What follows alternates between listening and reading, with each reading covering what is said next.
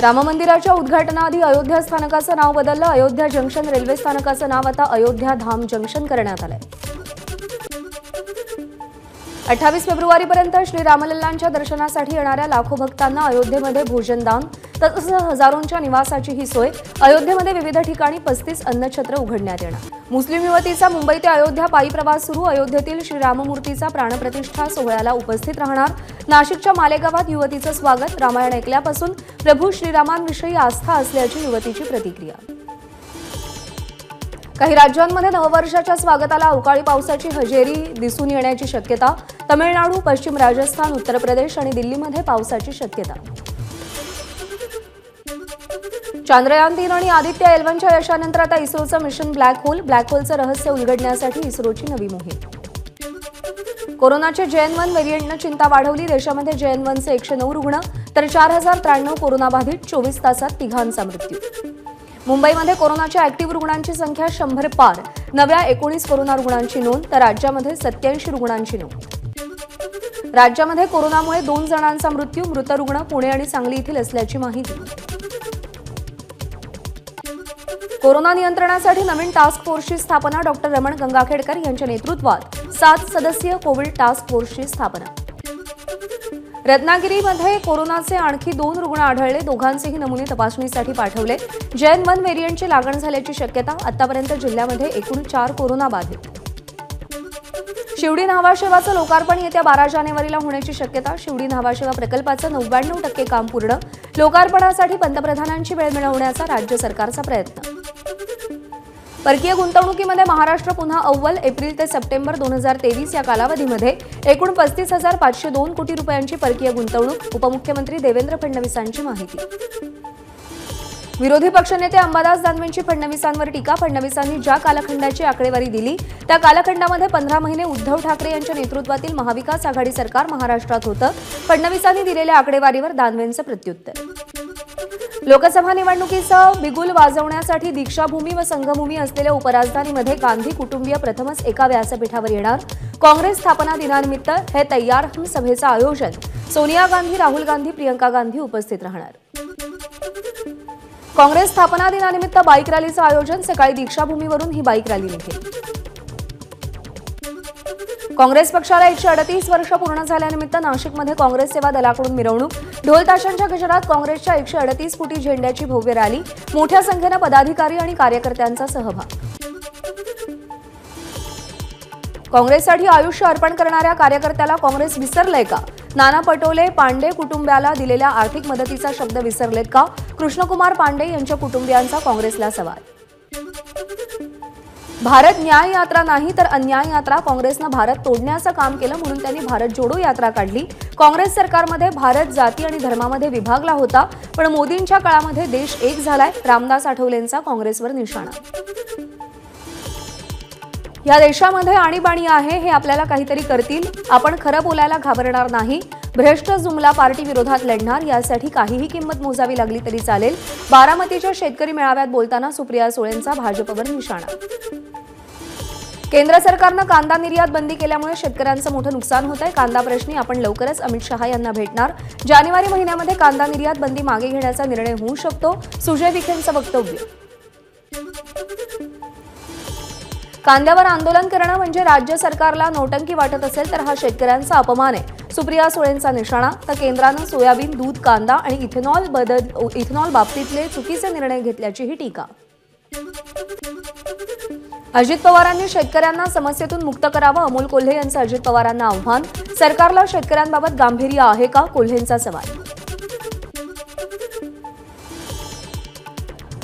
अजितदादा, तुम्ही पार्थ पवारांना मावळ लोकसभेमध्ये उभं करा आणि त्यांना खासदार करून दाखवा, मग अमोल कोल्हे यांच्या पराभवाचं बघू। खेडमधल्या सभेमध्ये बोलताना विकास लवांडेंचा अजित पवारांना टोला। एक फूल आणि 2 डाऊटफुल हे सरकार फसवं, फडणवीस म्हणाले होते कांदा खरेदी करू। आता त्या आश्वासनाचं काय झालं? अमोल कोल्हेंचा फडणवीसांना सवाल। छत्रपती संभाजीनगरमध्ये मंत्री संदीपान भुमरे आणि मनोज जरांगेंची भेट। जरांगेंच्या मागण्यांबाबत दोघांमध्ये चर्चा। मनोज जरांगेंच्या नेतृत्वात मराठा आंदोलक मुंबईमध्ये येतील तेव्हा आपण स्वतः मुंबईच्या वेशीवरती उभे राहून त्यांचं स्वागत करू, आमदार कपिल पाटील यांचं वक्तव्य. नांदेडच्या खुतमापूर इथं ठाकरे गटाचे माजी मंत्री रवींद्र वायकर आणि संपर्क प्रमुख बबन थोरात यांना सकल मराठा बांधवांनी अडवलं. सभेसाठी जाताना हा सगळा प्रकार घडला. केंद्र आणि राज्यातलं सरकार पूर्णपणे अपयशी, त्यामुळे धार्मिक मुद्दे पुढे घेतले जातात. लोकांच्या मनामध्ये भ्रम निर्माण करण्याचा प्रयत्न होत असल्याचं ठाकरे गटाचे खासदार अरविंद सावंत यांचं वक्तव्य. एखाद्या व्यक्तीच्या इच्छेपेक्षा जनतेची इच्छा महत्त्वाची, संभाजीनगरच्या जागेबाबत पक्षप्रमुख निर्णय घेतील, अंबादास दानवेंचं वक्तव्य. भाजपमध्ये तिकिटाचा निर्णय केंद्रीय नेतृत्वाकडून होतो. 15 वर्ष आमदारकी ऊर्जा मंत्री म्हणून चांगलं काम करूनही मला घरात बसवलं. पक्षाकडून कोणालाही तिकीट मिळेल आणि कोणालाही घरी बसावं लागेल. चंद्रशेखर बावनकुळेंच्या आमदार खासदारांना सूचना. चंद्रशेखर बावनकुळेंचे आभार. त्यांनी भाजपचा शेतकरी विरोधी चेहरा समोर आणला. शेतकरी आक्रोश मोर्चानं काही साध्य होणार नसल्याच्या बावनकुळेंच्या वक्तव्यावर अमोल कोल्हेंची टीका. राम मंदिर झालं याचा आनंद, मात्र बाबरी पडली तेव्हा एकच पक्ष होता. शरद पवारांचा भाजपला टोला. तर राम मंदिरावरून भाजप राजकारण करते की व्यवसाय माहीत नाही. शरद पवारांची भाजपवर परखड टीका. 8 ते 10 आमदार असलेल्या पक्षाला राम मंदिराच्या उद्घाटनाला बोलावलं तर तिथे जागाच उरणार नाही, म्हणून उद्धव ठाकरेंना केंद्र सरकारकडून आमंत्रण नाही. मंत्री गिरीश महाजनांचा उद्धव ठाकरेंवर निशाणा. प्रकाश आंबेडकरांनी इंडिया आघाडीमध्ये यावं अशी सगळ्यांची इच्छा. आंबेडकरांशी खरगे संपर्क साधणार आहेत. शरद पवारांची माहिती. तर खरगेंना पीएम पदाचा उमेदवार करण्याला कोणाचाही विरोध नाही. नितीश कुमारांनी विरोध केला ही बातमी खोटी, पवारांचं स्पष्टीकरण. 146 खासदारांना विनाकारण निलंबित केलं. सरकारला जाब विचारायचा नाही का? खासदार निलंबनावरून पवारांनी मोदी सरकारला खडे बोल सुनावले.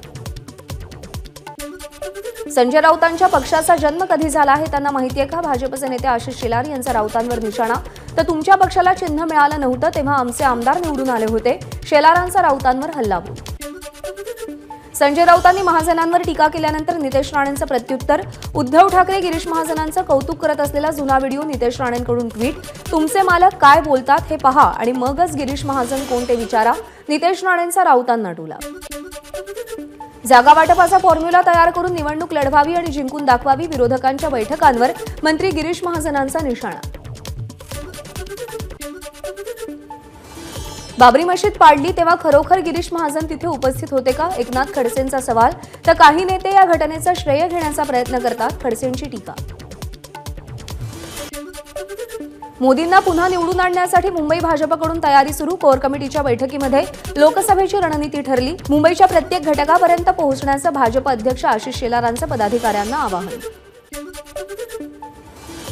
आगामी लोकसभा निवडणुकीसाठी भाजपची विशेष रणनीती. उपमुख्यमंत्री देवेंद्र फडणवीसांचा राज्यभर मॅरेथॉन दौरा. फेब्रुवारी महिन्यामध्ये फडणवीसांच्या दररोज 3 सभा असतील. लवकरच दौऱ्याचं वेळापत्रक निश्चित होईल. सुनील केदार यांच्या शिक्षेबाबत सत्र न्यायालय आज निर्णय देण्याची शक्यता. सरकारी पक्षाची आणखी युक्तिवाद करण्याची वेळ देण्याची मागणी कोर्टानं फेटाळली. अमरावतीमध्ये डॉक्टर पंजाबराव देशमुख यांच्या 125व्या जयंतीचा उत्सव. केंद्रीय मंत्री नितीन गडकरी आणि शरद पवार एकाच मंचावर. कांद्याला भाव मागितला म्हणून संसदेतून बाहेर काढलं, मात्र बाहेर काढलं तरी 100 वेळा शेतकऱ्यांच्या हक्कासाठी लढायला आत जाणार. सुप्रिया सुळेंचं वक्तव्य. खासदार सुप्रिया सुळे बारामती दौऱ्यावर. वालचंद नगरमध्ये क्रिकेटच्या मैदानाला भेट दिली. यावेळी सुप्रिया सुळेंनी जोरदार बॅटिंगही केली. खासगी संघांना दूध पुरवणाऱ्या शेतकऱ्यांनाही अनुदान देण्याचं आणि खासगी दूध संघाच्या मनमानीला चाप लावण्यासाठी नियमावली बनवण्याचं राधाकृष्ण विखे पाटलांचं आश्वासन. राज्य सरकारच्या या भूमिकेचं किसान सभेच्या वतीनं स्वागत. संग्राम कोते पाटील यांची राष्ट्रवादीच्या प्रदेश सरचिटणीसपदी नियुक्ती. तसंच राष्ट्रवादी युवक काँग्रेस आणि राष्ट्रवादी विद्यार्थी काँग्रेस महाराष्ट्र प्रदेश या दोन्ही संघटनेच्या समन्वयकपदीही नियुक्ती. अजित पवार गटातील प्रत्येक जिल्हाध्यक्षांना प्रचारासाठी पक्षाकडून 4चाकी वाहन दिलं जाणार. अजित पवारांची घोषणा. महिंद्रा कंपनीच्या तब्बल 40हून अधिक गाड्या पक्षाच्या कार्यालयात दाखल. अजित पवार बैठक न घेता निधी मंजूर करतात. जिल्हाधिकाऱ्यांनी पवारांच्या किती दबावाखाली राहायचं? भाजप नेत्या आशा बुचके यांचा सवाल. तर याबाबत न्यायालयात जाणार. बुचके यांची माहिती. सिंधुदुर्गच्या कुडाळ नगरपंचायतमधील सर्वसाधारण सभेमध्ये गोंधळ. विकसित भारत संकल्प यात्रेच्या विकास रथावरती मोदी सरकार की भारत सरकार उल्लेख. यावरून महाविकास आघाडी आणि भाजप आमने सामने. सरकारच्या योजनांचा लाभ मिळाला नसल्याचं वक्तव्य करणाऱ्या शेतकऱ्याला भाजप कार्यकर्त्यांकडून शिवीगाळ. फडणवीसांच्या कार्यक्रमातला प्रकार. शेतकऱ्यांना सरकारचे सगळे लाभ मिळवून देणार, फडणवीसांचं आश्वासन. ग्रामविकास मंत्री गिरीश महाजन यांची चेतक फेस्टिव्हलला भेट. यावेळी गिरीश महाजन यांनी घोडेस्वारीचा आनंद घेतला. शेतकरी आत्मनिर्भर होत नाही तोपर्यंत आपल्याला प्रयत्न करावे लागतील. विषमुक्त शेती हे पुढच्या काळातील ब्रीदवाक्य. नैसर्गिक शेतीसाठी कृषी विद्यापीठांनी पुढाकार घ्यावा. अकोल्यातल्या कार्यक्रमात फडणवीसांचं वक्तव्य. सोलार कंपनीकडून जमिनीचा योग्य मोबदला मिळत नसल्यानं अक्कलकोट तालुक्यातील शेतकरी आक्रमक. रिन्यू ग्रीन एनर्जी या कंपनीचं काम शेतकऱ्यांनी बंद पाडलं. गेल्या 6 दिवसांपासून सुरू असलेल्या उपोषणाची दखल न घेतल्यानं शेतकरी आक्रमक. अहमदनगरच्या वाडिया पार्क इथं 80 कामगारांचं उपोषण सुरू. कामगार आयुक्त कार्यालयातील बैठक निष्फळ ठरल्यानंतर पगारवाढीसाठी कामगारांचं उपोषण.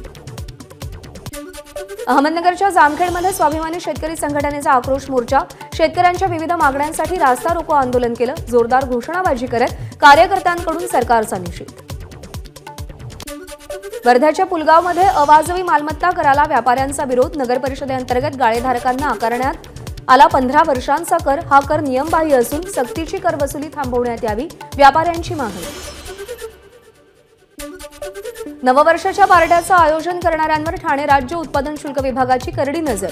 5 भरारी पथकांची नियुक्ती केल्याची राज्य उत्पादन शुल्क विभागाच्या अधिकाऱ्यांची माहिती.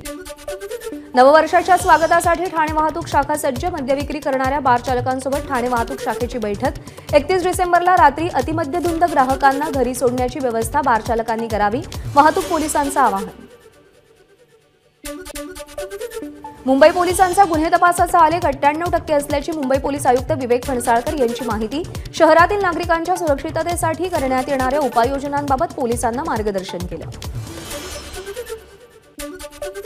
डॉक्टर पंजाबराव देशमुख यांच्या 125व्या जयंतीनिमित्त भारत सरकारचं 125 रुपयांचं नाणं जारी.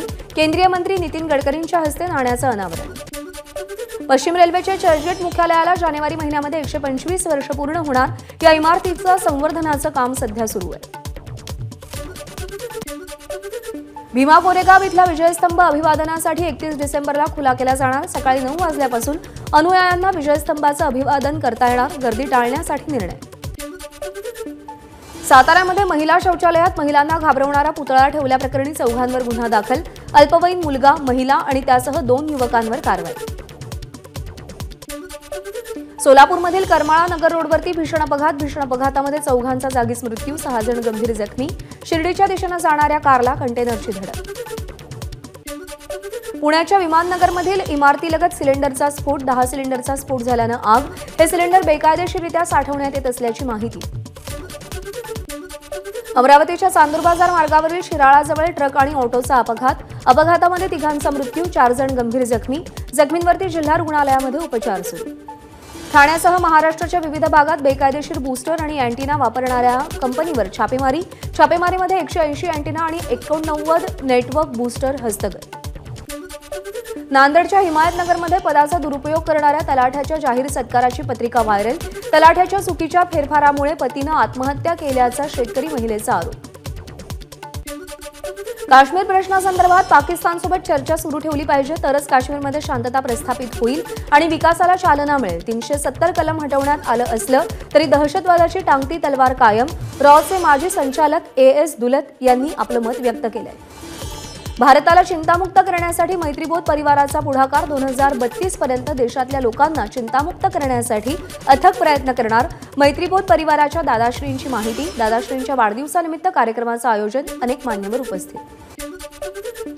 सर्वात जास्त आत्महत्या भारतात. उपाय शोधायला हवेत. यामध्ये आध्यात्मिक त्याला जोड द्यायला हवी. मैत्रीबोध परिवाराच्या दादाश्रींचं वक्तव्य.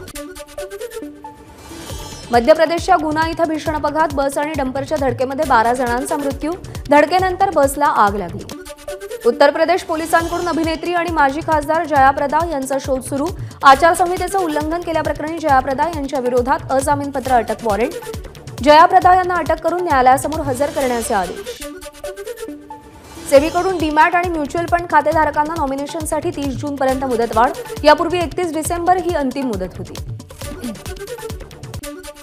भारताचे परराष्ट्र मंत्री एस जयशंकर आणि रशियाचे राष्ट्राध्यक्ष पुतीन यांच्यामध्ये बैठकीमध्ये व्यापार, ऊर्जा, इंधन, रशिया युक्रेन युद्ध या विषयांवर चर्चा. एबीपी माझा, उघडा डोळे बघा नीट.